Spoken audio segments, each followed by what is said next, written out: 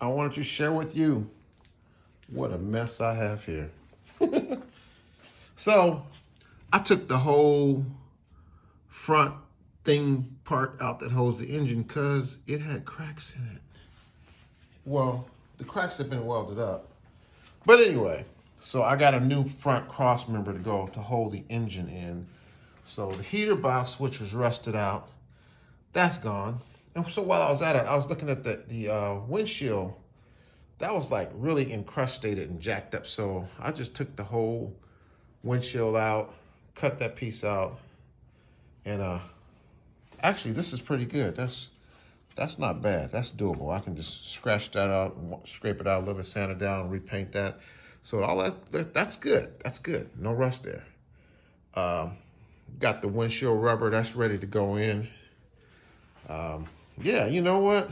It looks worse than it is, but I've got my lower control arms. Those have been redone. Got new bushings in those. I know it's a mess in here. I gotta deal with this. My daughter just got her a car. I've been fussing with her car. But all of that everything looks terrible, but it's actually pretty good. Using some new doors. Dash is not bad. This is a new door. This is a new door. And so a lot has happened, but a lot has not happened. And that's the engine that I'm throwing in here. Anyway, a little update. I got a new fuel pump that I got to put in. This is the new cross member. I don't know if you can see it. It's kind of dark, but yeah, a lot happening. Hit a little slowdown because waiting for parts and waiting for money to roll in, but it's all good. Anyway, after trying to do an initial test fitting in here, I needed to take the wastegate off of my turbo on my LH engine. This is it's a 4-cylinder 1.9, but it's chunky the way it's made, and it'll fit. I mean, of course, Volvo 122s, people put LS engines in them and all kind of things down in there, but looks like because it's so chunky on the bottom end, big thick oil pan, I notched out my centerpiece. It looks like I might have to move the oil cooler as well, which is not uncommon, especially for people who are doing swaps into the trucks, small trucks. I think it's Toyotas or something like that. Nissan, I don't know. Nissans, I don't know. I'm not a truck guy. So anyway, took off the wastegate. Kept calling it the waste dump, but the wastegate. So that should make a difference in trying to lower it down in there and just get an idea as far as a test fitting. There's where the motor mounts go on that side, and we should have kind of a clear idea of where the motor mounts go on this side, like there, and I think there's one up there somewhere.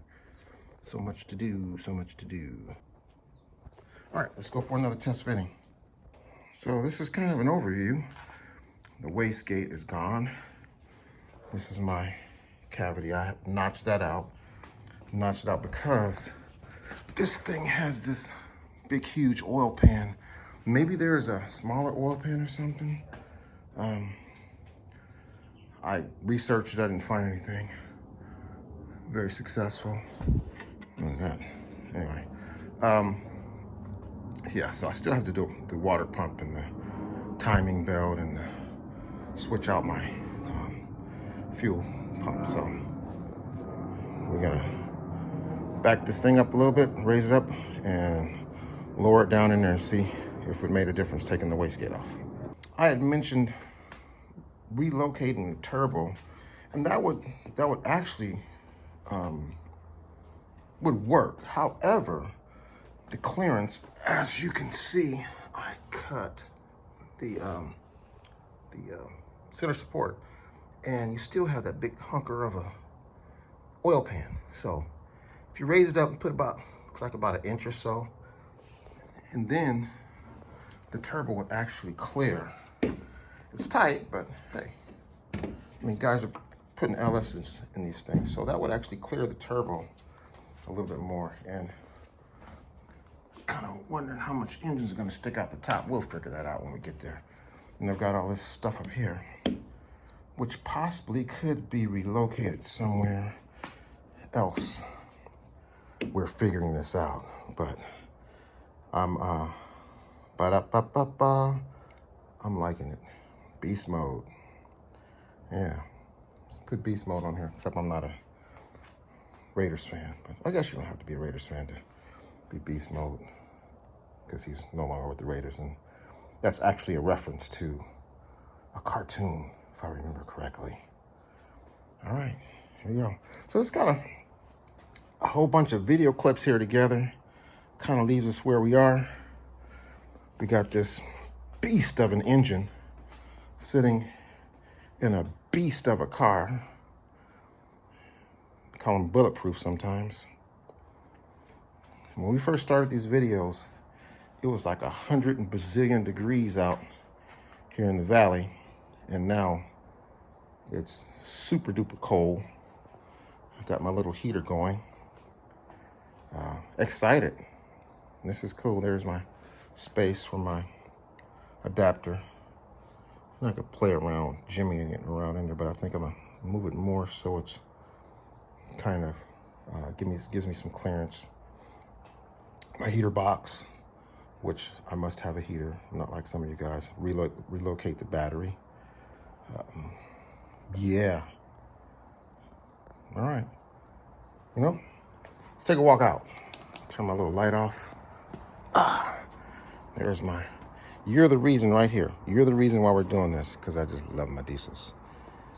Another beautiful day here in the valley. Super cold though now. The trees are changing colors. Yeah.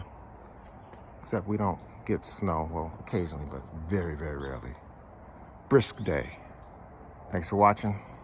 Hit the bell notification icon. I know I haven't put out any videos, but you know what's been eating me up is money dollars. Yeah, I've got parts on order. Still have parts on order. And I ordered from one company, and they didn't tell me that they were going to have an 8-week delay in getting my order in, and I was not happy about that. 8 weeks? Come on, you should have said something. I probably could have found someone else to create my piece that I needed. Anyway, nevertheless, we smile, we keep it going on, because I still have a whole bunch of stuff to do on this vehicle. But one of the coolest things is when you get the heart of the matter into the body of the beast. Fire up that engine. That just makes you smile. Makes you want to put one seat in it. No floors, no nothing. One seat and some brakes, of course. And at least driving around the block. Thanks for watching. We'll see you next time. Bye-bye.